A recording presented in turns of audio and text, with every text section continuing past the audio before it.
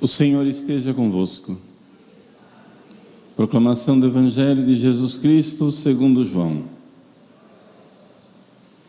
Naquele tempo disse Jesus a seus discípulos: Quando vier o defensor que eu vos mandarei da parte do Pai, o Espírito da verdade que procede do Pai, ele dará testemunho de mim.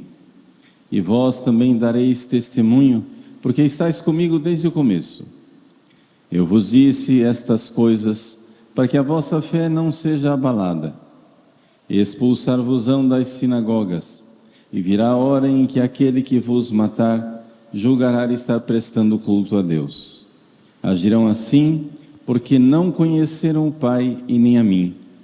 Eu vos digo isto para que vos lembrei de que eu disse, quando chegar a hora. Palavra da salvação.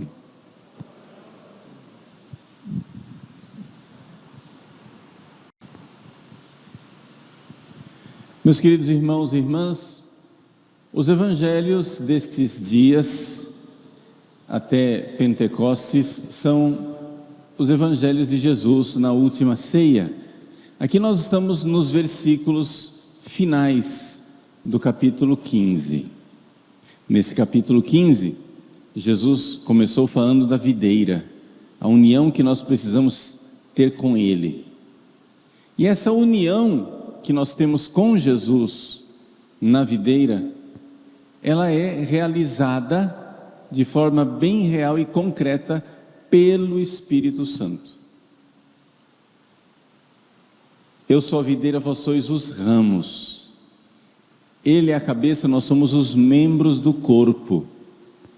É essa a realidade, é esse tipo de unidade que Jesus está nos falando. E como é que nós podemos ter essa unidade com Ele, com Jesus? Jesus nos disse, foi o evangelho que nós lemos ontem no domingo, precisamos, em primeiro lugar, cumprir os mandamentos, ou seja, aquilo que nós costumamos dizer, estar em estado de graça. Se eu cumpro os mandamentos e não ofendo a Deus, se eu estou em estado de graça, se eu me fui batizado, se eu recebo a confissão, então, a partir daí, vai crescendo uma amizade nossa com Jesus. Essa amizade significa que Jesus começa a revelar a sua intimidade para nós. Não vos chamo servos, chamo-vos amigos. Ele vai revelando as coisas para nós e nós vamos ficando unidos a Ele cada vez mais, cada vez mais. Essa unidade, ela chega até o ápice, o cume, o ponto maior, é o evangelho de hoje. Até aqui eu coloquei o contexto, para você entender. O evangelho de hoje, Jesus, que foi crucificado e perseguido, diz para nós que estamos unidos a Ele, muito unidos a Ele, nós também seremos perseguidos. Estranhamente, algumas pessoas acham que, seguindo a Deus vai dar tudo certo. Eu entrei na igreja, e agora que eu entrei na igreja, vai estar tudo redondinho, porque eu estou agradando a Deus, então vai dar tudo certo magicamente. Jesus, que quer aumentar a nossa fé, Ele diz isso. Vejam: dareis testemunho, ou seja, martírio.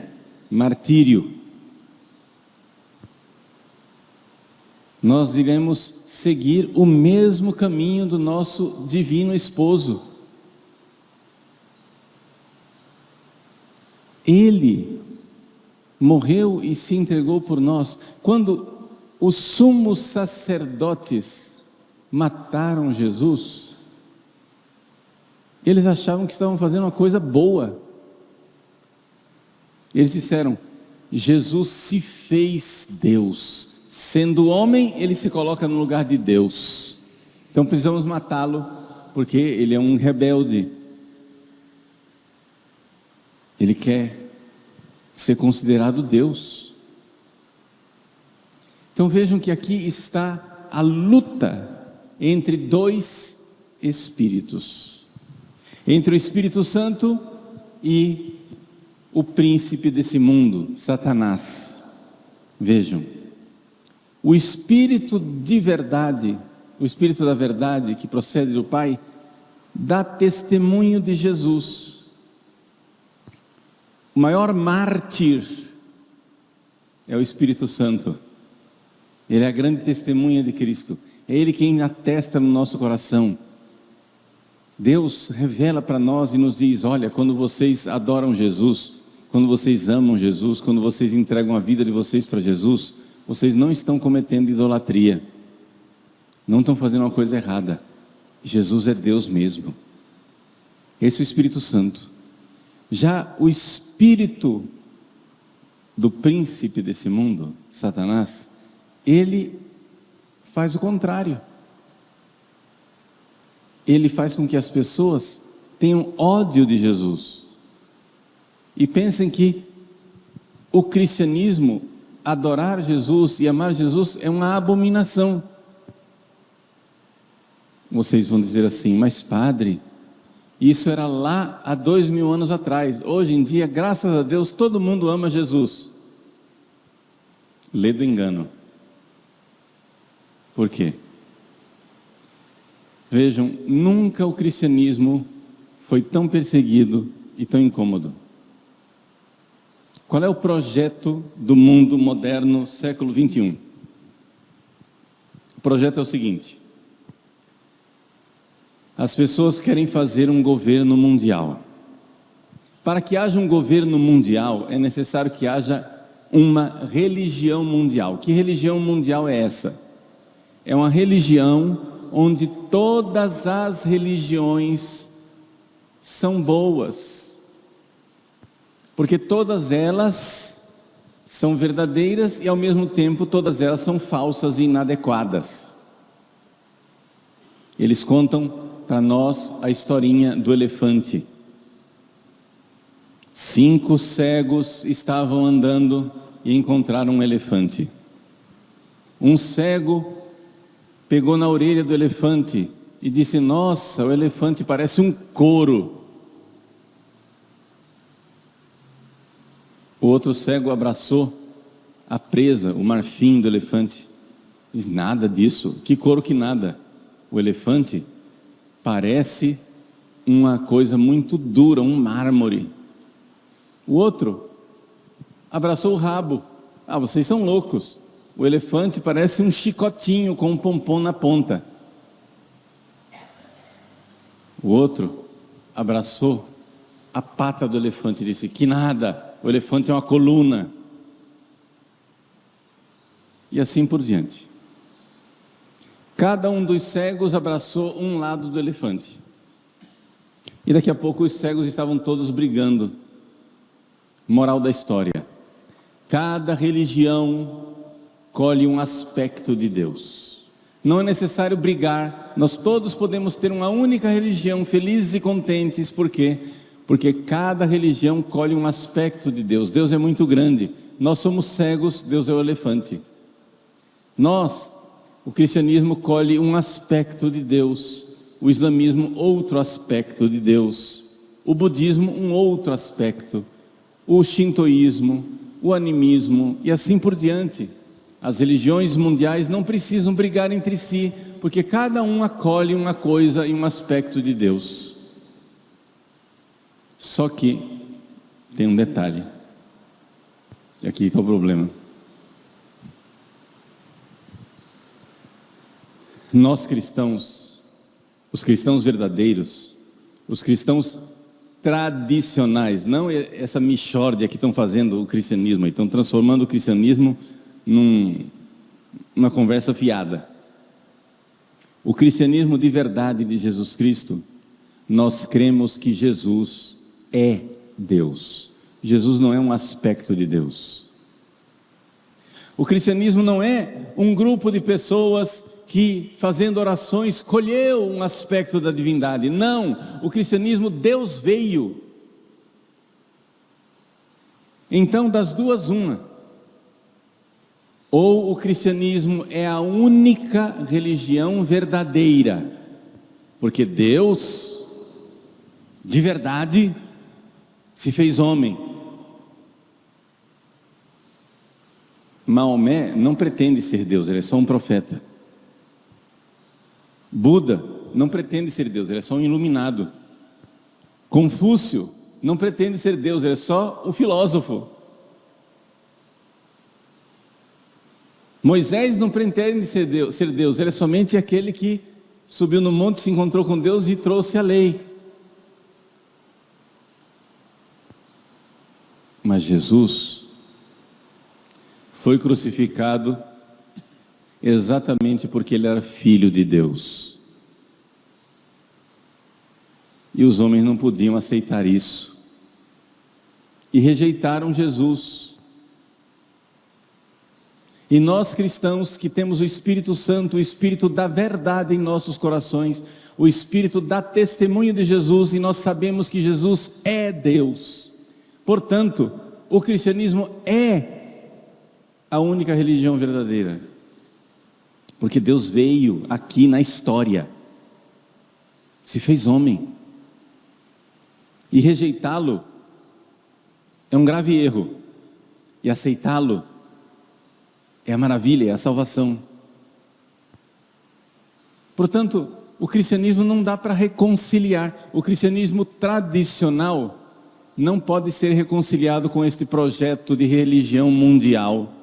Essa religião mundial, onde todas as religiões colhem um aspecto de Deus. Jesus não é um aspecto de Deus, ele é Deus. Então nós temos uma coisa que nenhuma religião tem. Nós temos Deus histórico. Nós temos Deus que veio aqui na história. E portanto, nós precisamos aceitá-lo. E é essa a obra do Espírito Santo. E qual é a obra de Satanás? Convencer as pessoas que isso é uma grande abominação, que o cristianismo é um grande erro. Portanto,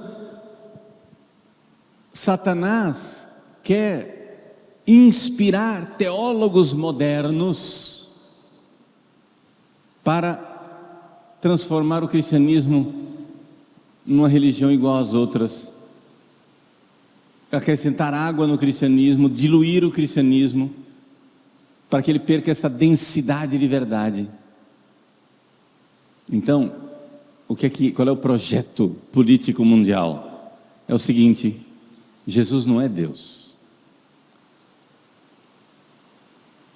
Teólogos modernos dizem assim: a metáfora do Deus encarnado. Não é que Jesus se encarnou, é Deus que se encarnou, é uma metáfora. É uma metáfora. Assim como Jesus é Deus encarnado, todos nós podemos nos tornar, filhos de Deus, porque também nós somos de alguma forma a encarnação de Deus. Pronto, se transformou o cristianismo numa mixórdia, uma bobagem. E se você, tradicionalista, continua insistindo que Jesus é Deus, você está fazendo confusão, você é responsável pela guerra. Sim, porque os cegos vão brigar, porque você não cede. Você tem que ceder e dizer que Jesus não é Deus, ele é um aspecto de Deus.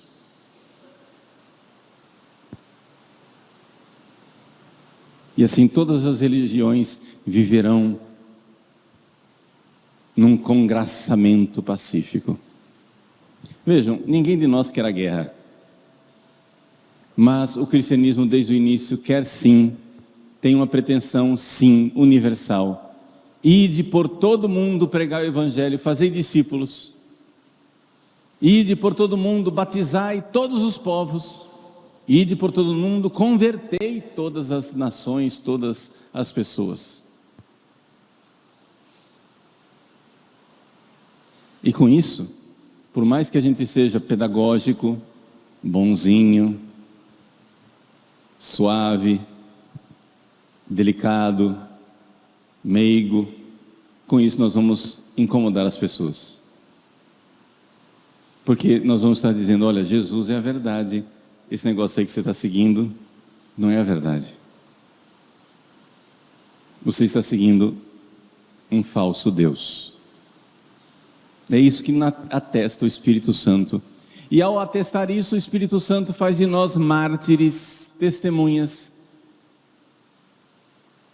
Testemunhas.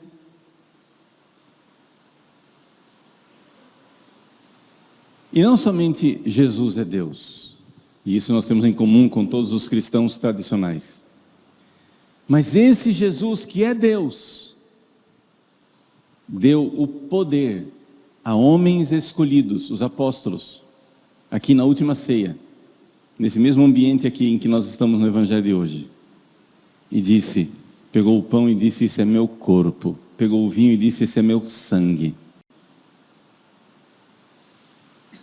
Isso quer dizer que, se Jesus veio, só o cristianismo é verdadeiro. E se ele está presente no sacrário de verdade, somente a Igreja Católica, que tem o sacerdócio católico com a verdade católica, é verdadeira religião de Cristo, porque ele está presente de verdade. Vejam, as outras religiões perseguem os cristãos, porque acham que é idolatria adorar Cristo. Os cristãos perseguem os católicos, porque acham que é idolatria adorar o Santíssimo Sacramento. E então, matando-vos, julgarão estar prestando culto a Deus, acabando com esses idólatras, católicos loucos.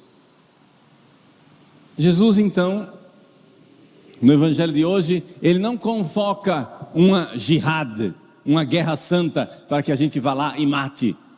Não, Jesus está só dizendo, o Espírito Santo virá no coração de vocês, vocês vão dar testemunha, se vocês começarem a morrer, assusta não. Eu estou dizendo isso para que quando acontecer, vocês se lembrem. A esposa, que é a igreja, segue o caminho do seu esposo crucificado. O cristianismo não é algo pelo qual nós matamos, é algo pelo qual nós morremos. Porque o Espírito Santo dá testemunho da verdade. E esse testemunho é martiria, é martírio.